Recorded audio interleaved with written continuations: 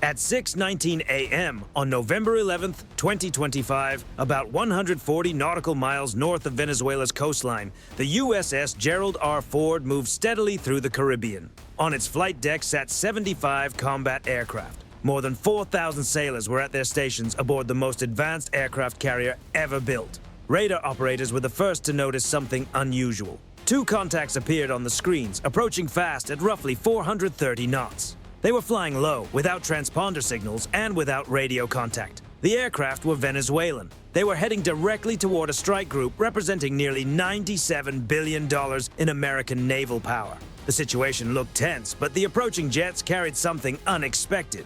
Four Venezuelan aircraft worth less than $200 million combined were about to challenge the most powerful warship on Earth, not with missiles, but with cameras. The American crews watched closely, and they held their fire. At 6:15 a.m., the carrier's AN/SPY-4 radar array painted the first contact, bearing 285 degrees, range 62 nautical miles, speed 430 knots, altitude 8,000 feet, and descending quickly. Just 23 seconds later, a second contact appeared. The formation spacing measured roughly 3.1 nautical miles. Both aircraft were flying directly toward the carrier strike group. The radar signatures indicated twin-engine fighters with a radar cross-section of around 14 square meters. But something important was missing. No fire control radar, no missile guidance signals, only navigation radar and encrypted communications. The jets weren't hiding, they were broadcasting their presence. Rear Admiral Patricia Chen now faced a decision that would shape the next 17 minutes. The strike group had overwhelming defensive capability. Two Arleigh Burke-class destroyers escorted the carrier, each carrying dozens of vertical launch missiles. The cruiser USS Gettysburg maintained position nearby. The carrier itself operated advanced radar and interception systems. The computers calculated a clear response.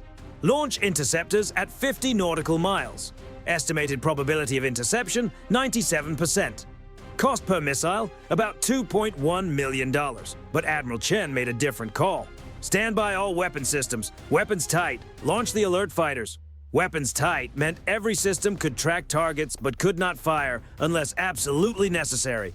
Missile launchers remained ready but silent. The destroyers held their interceptors despite having optimal firing solutions. The carrier group wasn't defenseless. It was choosing restraint. At 6:17 a.m., two FA-18E Super Hornets launched from the carrier's electromagnetic catapult system, accelerating from 0 to 165 miles per hour in just over 2 seconds. Each aircraft carried a full air-to-air loadout. Together, they represented about $143 million in advanced aviation technology, compared with roughly $84 million for the two Venezuelan jets approaching. Deterrence relies on showing strength without immediately using it. But that only works if both sides are playing by the same logic. At 6:19 a.m., the Venezuelan aircraft dropped below 2,000 feet, descending at nearly 7,000 feet per minute. Intelligence identified them as Su-30 MKV fighters, originally delivered as part of a multi-billion-dollar arms purchase years earlier. But the sensors revealed something unusual. No missiles, no bombs, no gun pods. Instead, cameras were mounted where weapons normally would be. High-definition recording equipment. Infrared scans confirmed that the weapon pylons were empty. These jets weren't preparing for combat. They were documenting it. At 6:21 a.m., radar detected two more aircraft approaching from another direction. Now, four Venezuelan fighters were converging on the strike group. The second pair arrived from a different vector, forcing the defensive systems to track multiple directions at once. Admiral Chen spoke again over the communications network. All stations maintain weapons tight. Launch two additional Hornets. General quarters. The carrier's alarm echoed through the ship. Thousands of sailors moved quickly to their stations. The escort destroyer adjusted position. The cruiser shifted to cover the southern approach. Every movement, every response, every defensive posture was now being recorded by the aircraft circling nearby. Exactly what the Venezuelan pilots had come to capture. And still, the Americans did not fire. At 6:23 a.m., the lead Su-30 performed an aggressive maneuver. The aircraft banked sharply left, its wing nearly vertical, before rolling fully inverted into a dive. The nose pointed directly toward the carrier's island structure. Descent angle, 43 degrees. Closing speed, about 540 knots. Time to closest approach, just over 8 seconds. Every defensive system instantly locked on. Missile launchers rotated into position. Close-in defense guns tracked the aircraft. Fire control radar illuminated the jet with enough signal strength to trigger every warning receiver in the cockpit. For 6 long seconds, the Venezuelan pilot flew directly toward one of the most heavily defended ships on Earth, and nothing fired. Admiral Chen repeated the same order. Maintain weapons tight. Do not engage. The Su-30 pulled out of the dive roughly 400 meters above the carrier. Sailors on deck could clearly see the pilot's helmet. The jet blast rattled equipment across the deck. Some sensors briefly registered vibrations from the close pass. One crew member later joked that he could almost read the serial number on the aircraft. Moments later, the second jet performed a similar maneuver, even closer this time. The turbulence was strong enough to trigger automatic safety systems inside parts of the carrier. At 6:25 a.m., the second pair split formation. One aircraft climbed to 12,000 feet. The other dropped to just 300 feet above the water. The high aircraft angled toward the destroyer USS Thomas Hudner. The low jet accelerated toward the rear of the carrier, threading between ships at an altitude that violated decades of safety guidelines. Once again, defensive systems locked on automatically. Computer recommendations appeared, 6 interceptors. Estimated success rate, 99%. Estimated cost, $12.6 million. Admiral Chen's decision did not change. Hold fire! The low-flying jet screamed past the carrier's stern at roughly 280 meters. The second aircraft pulled up sharply above the destroyer. Moments later, all 4 Venezuelan fighters regrouped, formed a diamond formation, and turned south. Total time from first radar detection to departure, 17 minutes. Total weapons fired, 0. Total footage captured. More than 40 minutes of high-definition video showing Venezuelan jets maneuvering around the most advanced aircraft carrier in the world while its defenses remain silent. Less than 40 minutes later, Venezuelan state television aired edited footage of the encounter. The narration claimed Venezuelan fighters had forced the American carrier to withdraw under pressure. The video spread rapidly across social media platforms throughout Latin America. Government accounts amplified the clip. Nationalist groups celebrated it. Within 24 hours, the footage had gathered more than 17 million views. The facts told a different story. Automatic ship tracking data showed the carrier never altered course or speed. Operational logs confirmed the strike group continued its mission exactly as planned.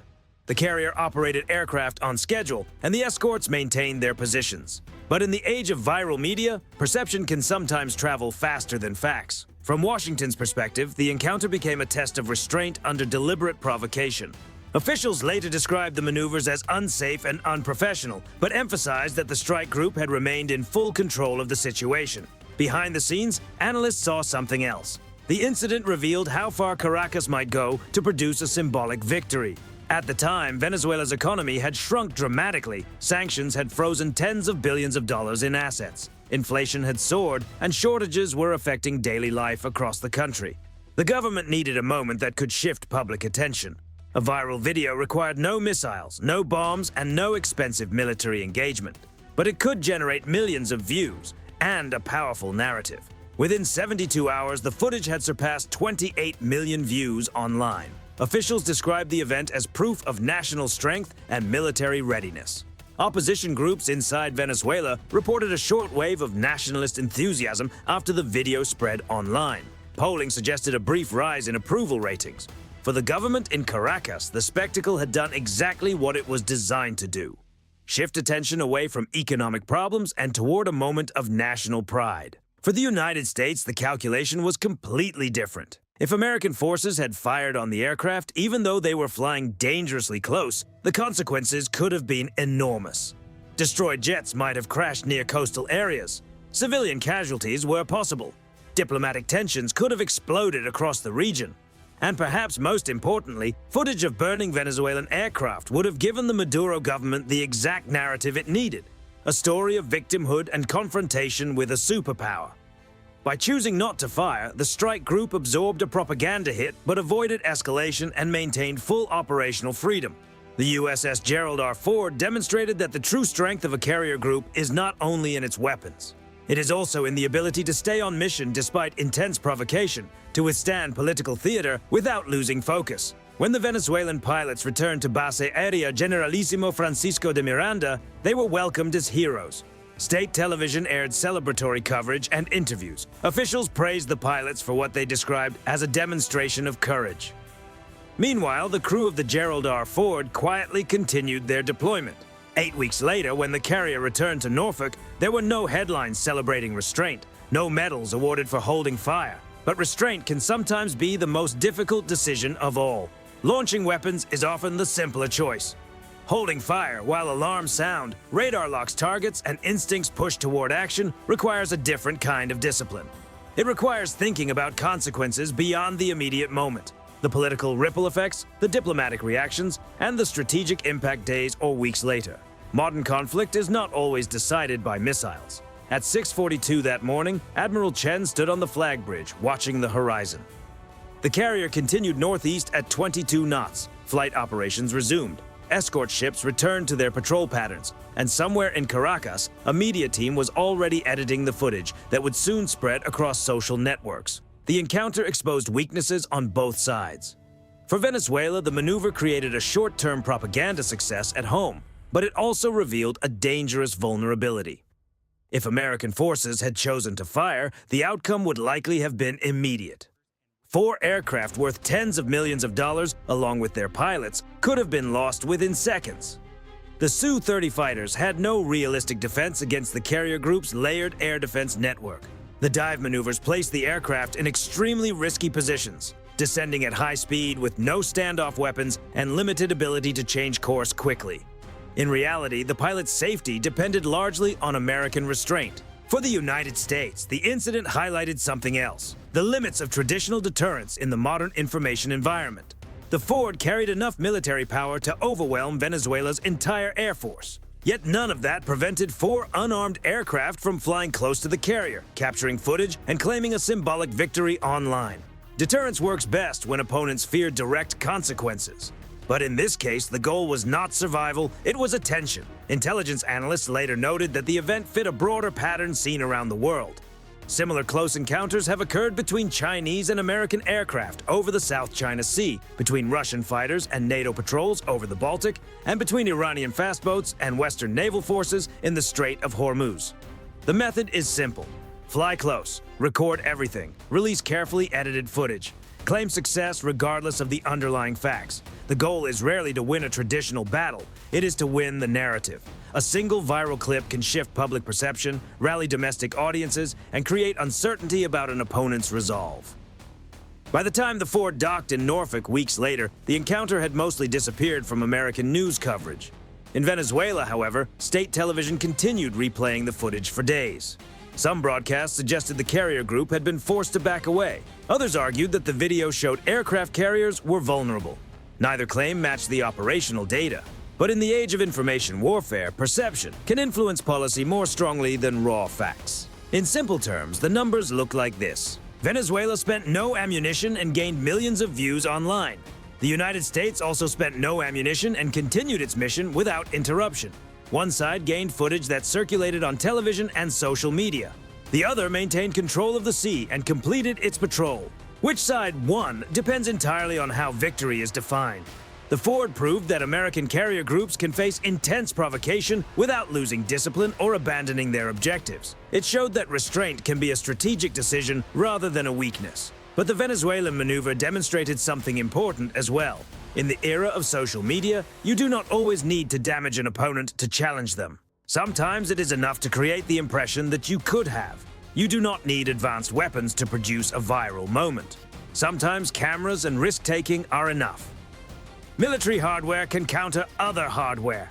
Narratives, however, must be answered with stronger narratives. And in many situations, the side that fires first can lose the story. The quiet mathematics of naval power are changing. Staying on station still matters when tensions rise, but now it also matters when cameras are recording. Sometimes the most difficult battle is the one where no shot is fired. If you found this breakdown interesting, consider subscribing and sharing the video. Many of the events shaping modern deterrence happen far from headlines, long before the world realizes how close situations can come to escalating.